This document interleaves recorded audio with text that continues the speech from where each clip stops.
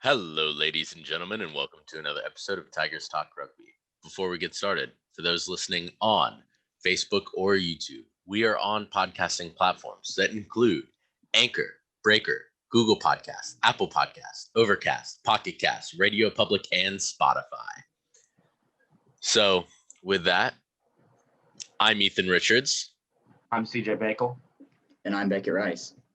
And today's episode, we are talking about Beckett, will you say it for me? I always mess it up. I don't want to. We're talking about the good old Bledisloe Cup.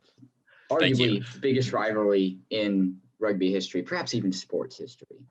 Not that far. So, to give a little bit of a recap on the first 2 weeks of the Cup, New Zealand tied with Australia in their first game on October 11th. And then New Zealand crushed Australia with a 27-7 victory in the second week. So we are in the middle break week of this 4-game tournament, in which the next 2 games will be happening in Australia and also be counting as a part of the rugby championship that is the Tri-Nations this year, because it's only going to be New Zealand, Australia, and Argentina. So with that, I know Beckett is super excited about this episode, so I'm going to throw it to him for the start of this All right. So review. Game one. Let's start with game one. Game one, I only got to watch the second half and a little bit of the end of the first. But it was a very intense game. I thought the Wallabies have looked better than they have in quite a while, other than that thrashing they gave the All Blacks last year prior to the World Cup. Mm-hmm. But I think they're finally, now that they have a new coach, they're blooding new players, they're finally on the track to get back to where they need to be and where they have historically been. And this game was sort of the start of that. They played really well. Michael Hooper was his usual solid, all-around, nippy little self, getting in everywhere. It was a low-scoring game, only being 16-16, because it was pretty hard fought, and it was, I think it was raining a little bit, so it was quite wet and very windy. Honestly, the Wallabies should have had it. Reece Hodge, I cannot believe he, if it was a foot to the left, that was game. Yeah. So to kind of build off of what you're saying a little bit there, what we saw in Super Rugby Australia compared to international level Australia in this game was like almost black and white.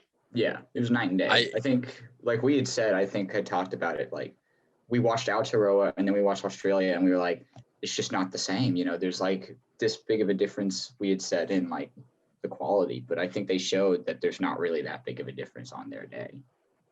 Funny you should say that. I think that it was also night and day for Super Rugby Aotearoa and New Zealand, because we were watching Aotearoa and it was great rugby. And I think, so you're set, like, Beckett, your take is Australia played really well and they're looking really good. I think that New Zealand just didn't look themselves, right?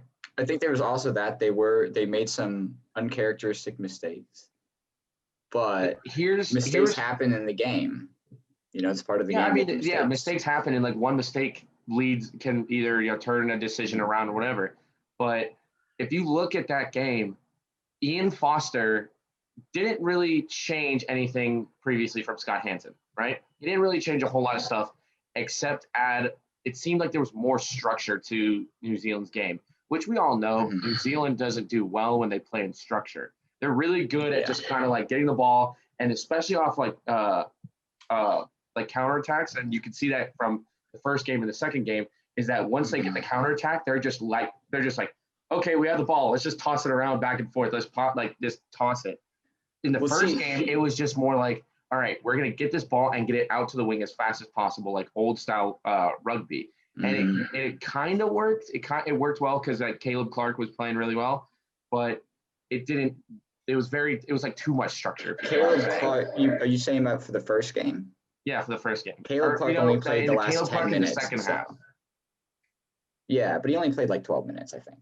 Yeah, but anyway, like you still see that they're trying to get like that structure and put it out on the wing, and yeah, and, you know, I think See, New Zealand are a little so more. what you're saying, sorry, what you're saying about New Zealand, like making the mistakes and whatnot, and that being more critical, I don't think it was necessarily that they were making more mistakes than they have in previous international games. For me, when you compare New Zealand against their opponents, it's about how successful the opponents can be at punishing those errors.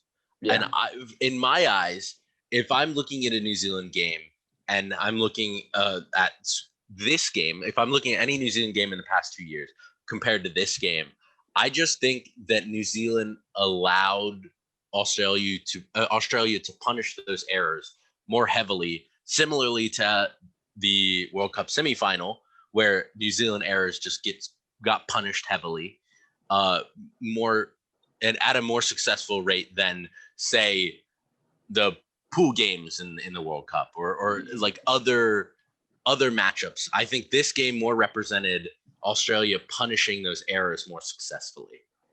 I would have to agree with that. Also, I think a little bit CJ's not giving the All Blacks as much credit. They are a structured team and they're set up for the pods, but I do agree that they do also sort of just let the creativeness flow and let them, Yeah, that's what so I'm it's not trying as to many say set is that moves and stuff. I got that, yeah. Is but that also yes, they have structure, and like that's what something that Scott Hansen brought around was like, all right, we're gonna be like somewhat structured, but we also want like a little bit of free flowing because these guys are the best players in the world, right? Yeah. So give them a little bit of leeway, give them a little bit of flair and pizzazz. But it just seemed like in that first game there wasn't a whole lot of flair and pizzazz that they're known for. Well, on the other side of that, I think Australia showed a lot more flair and stuff than they have than they have recently.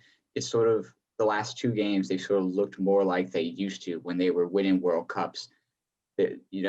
Like really nice flowing rugby, strong attacking lines, good offloading and passing. It's looked a lot better. It's reminiscent of that. And it was like they were attacking with purpose a lot more than they have in the past. And I think that's what really helped them there. Yeah. And so if you look at some of the stats, like Australia's passing was like they had 70 more passes than New Zealand. So it's kind of like you were saying, a little bit more old style Australia type deal. Yes. So my question for you guys is, shifting from game 1 to game 2, what changed for Australia, New Zealand? What changed? What was the shift that made such a competitive, tight, close game that came down to a missed kick versus this at least on the scoreboard win. Looks 20-point win, this very, very tough loss for Australia. Okay. They were in Eden Park. That's one thing. There's more to it than that, but I was going to say there's only two reasons. One of them was Eden Park. The second one was Caleb Clark, but that's total BS. Caleb Clark was also a big reason. I'd have to agree, though. He's a big factor. I would say that in the first game, James O'Connor for Australia, he was kicking the ball fantastic. He was doing it. He was like putting the back line under pressure, which is very. The only mistake he made that first game was not setting up for a drop goal after the ball bounced off the post and they got it back. They should have gone for the drop goal. And then New Zealand, when they went down, should have gone for the drop goal. These teams, I don't think they figured out that you can do that yet. But anyway, like I was saying, his first game, he had a really good game, especially on the kicking. He was very good at, trading possession for territory, putting New Zealand, just keep on pushing them back and putting pressure on them. But then this next game, he was kicking the ball, and it just seemed like all his kicks were pointless. He would kick it, and he was looking for touch, but it wouldn't get to touch. It would be like meters off from touch, or like he'd be in the middle of the pitch, and he would just kick a ball, go straight up in the air, and there was no real attack to go and try to get the ball. There was no chase. There was no defensive line coming back up. It just seemed like our kicking game was a little lackluster. And then on the flip side for New Zealand, because they saw this lackluster effort, and they it looked like they took away a little bit of the structure from the previous game and made it more free flowing and pizzazzy, like I was saying earlier, and this one, especially off those counter kicks. So it just seemed like there was always, for New Zealand, there was always somebody in support, and they could easily get like 2, 3, 4, 5 passes immediately off of like receiving the ball off a kick. Mm-hmm. I agree. So I think really early on in that second game, like for the first, I'd say 10 to 12 minutes, Australia, I thought looked like the best team because they were in the All Blacks 22 for most of that. And they would get there right at the line and they would knock it on, or Tupu, the Tongan Thor, got all the way to the try line, like this far off, and then their winger for the Wallabies tried to pick and go before anyone was there to support him, and got tackled and turned the ball over because no one was ready. He should have waited and just secured the ruck, and they probably could have gotten a try there. But it sort of seemed like as it went on, they sort of lost. They almost like they were, I wouldn't say tired, but they sort of just lost that attacking. Right. So going on that, a big thing that happened, right? Mm-hmm. In the first 15 minutes of the second half, right, there were 3 tries, I believe. Yes. From Jordy Barrett, Artie Savea, and Sam Cane. Yes, the beast for New Zealand. Right. Mm-hmm. So what did that half, like, how does a team like Australia, who is under new tenure and starting this whole new blood, much lower cap count on this roster, what do they take from that going into the next 2 weeks? Okay. Well, I think, like I said, the score necessarily wasn't reflective of how the game went. I think a more accurate score would be like 27-14. They still got beat handily, but they did do a lot of things right for good portions of the match. They didn't get beat over the course of an 80-minute match. They got beat over the course of like a 50-minute match, I'd say. Basically, 50 minutes they were getting beat, and the other 30 they were holding their own or beating them a little bit. I would say they should, they've looked pretty good, pretty solid. This was the All Blacks at their fortress. And they just have to, they have a lot of inexperience on the team. They just have to sort of work from that, look at what mistakes were made, and especially look at how they come out at the start of the second half, because that is what they just didn't seem to come out with the same like fire that the All Blacks did at the start. So I think the All Blacks were mad that they were only leading the Wallabies by 3 points, and they had drawn with them last week. So they just gotta keep that fire. My thing is, I think James O'Connor needs to step up. Mm. That's the only thing, because I think a lot of Australia's team is running through him, and if he's making good decisions, if he's making good plays, good kicks, everything like that, I think they'll be spot on. They'll be all right, because you see through them, they're very much let's give the ball to a decision maker, i.e. James O'Connor, and let's have him run something. Let's have him make the decisions for everybody. And like I said, if he's on point, then he's on, they'll do way better. Yeah. There was a few things that I really liked that I noticed about the Wallabies. So I noticed Harry Wilson, their 8, regularly was just firing up and hitting Bowden, even like after he had just made the pass, like not super late, but like just late enough where wouldn't be noticed by the ref. So you could tell they were trying to enforce the game a little bit, and have Bowden keep thinking about the fact that he's going to get hit and stuff. Another thing was their 12 to Mua, I think it is, for the Wallabies. Matt Tamua, yeah. Before he went out injured, and I don't recall what the injury was for. I think it was with his leg. Before he went out, their defense seemed a lot more structured, and it seemed like they were holding their own a lot better. Because I think he's sort of like one of their defensive captains. And after he went out, that's when their defense really started. That's when they really started missing the tackles, really started not getting their line set up quick enough. And that was really when Caleb Clark just started destroying their lines. So we've covered a lot of these two games, but I want you guys to give me three things that you think are defined by this. Like what are your takeaways? Like our 3 hot takes or something? Yes. Okay. Yeah. So you mind if I go first, CJ? You're the one with all the hot takes. I just have the ones to counter your hot takes. All right. Well, let's see. So number 1, I think Sam Kane was actually a very solid choice for captain. First game, 24 for 24 tackling. He was everywhere in defense. Got a lot of turnovers. Second game, I'm not sure how many. I don't think he had as many tackles, but he's still racking them up. Again, a lot of turnovers, and he had a try. It was a nice try too. Okay, I'll agree with that one. That's the only one I could say something about it. I will say Sam Kane originally over, in Altero, everybody's like, "Are you kidding me? This guy is the captain. Why isn't it Sam Whitelock? Like, this is kind of ridiculous." And Kane's a hard worker, man. Yeah, he really showed that he's really, he should be the captain, and he's done really well.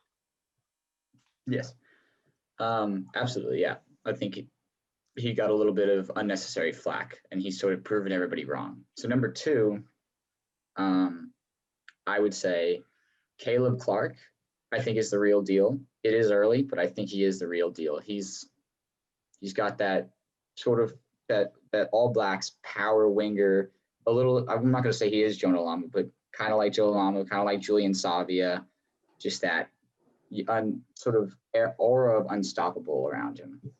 Yeah, I like to say he's just too early. I'm a big fan of Caleb Clark, loved him at the Blues, but I just think it's way too freaking early to start doing those kind of like, oh yeah, he's the real deal, especially when you have the sheer amount of talent at the wing position for the All Blacks. I think it's just too early. I would love to see us come back in maybe 2 years where we have another discussion about him, and I think then would be a good point to be like, is he at that level?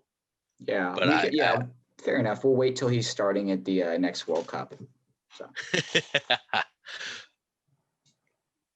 what's the next take? So last take is, like I've been talking about, I think Australia not quite back yet, but they're definitely on the uptick. They definitely have looked through these 2 games, or game and a half, I'd say, have looked better than they have in a while. And I think it's just coming down to, they do have a lot of guys they just blooded. Like Ethan said, the All Blacks, I think, had 175 more caps in that second game than the Wallabies did. And so I think it is just, they need to experience, they need to work together, get used to the new system, get used to working with each other. And I think they'll be back to where they used to be. So do you think, before CJ goes into his counter for this, do you think that this rise will get heavily attributed to Dave Rennie and his new tenure, or to the young blood players that are coming in to Australia specifically? It's a hell of a good question, buddy. Dave Rennie is picking the young blood for the team, isn't he? He is. Although, would you credit, because there's always a question of whether or not talent makes a good team, or talented coaching makes a good team, or obviously something in between. So do you think that people will look at this? But do you think on Australia's rise, people will look at it and be like, oh, it's the talent, is that they finally got some fresh new talent in? Or do you think people will be like, oh, I don't know, that Dave Rennie put these young guys through the ringer and set them up for success? I think the more casual fan might look at the talent, but maybe some of the more hardcore fans that really get into the nitty gritty will think, well, Australia have had a lot of talented players for a while. They've never been where they don't have talented players. It's just, I think this is the first time in a few years where they're going to have where I think they would have a coach that can put that talent to good use, because the last administration got a lot of flack for just how they ran things and their gameplay. So I think Israel Folau. And Israel Folau, Israel No Folau comments. was a good player. No comments. Yeah. Yeah. All right, But, CJ, what do you got to say against that? So I'm gonna say it's another one of those. It's too early. It's been a game and a half. I need to see the rest of this Bledisloe play out, as well as the rest of the Tri Nations, just to see how this goes. Because I think it's too early. Because you always see like one or two really good games out of Australia, and then all of a sudden they go on the downhill. Like you'll see the times where they'll beat they'll beat the All Blacks. They'll go play some of these Northern Hemisphere teams and play really well, like against Wales or against England. And then after that, it's like, all right, we played a couple good matches. We don't need to play any more good matches. Yeah. I agree with that. I think that's their biggest thing. That's the biggest thing they need to work on is consistency. So what I'm hearing is in a couple months after all these games are complete, we should revisit this question. Yes. I agree. That is totally fair. Yeah. I would love to do that. Awesome. Well, on that, we're going to wrap up this episode. So before we go, if you haven't, or we have the ability to take donation through subscription, and we would really appreciate it.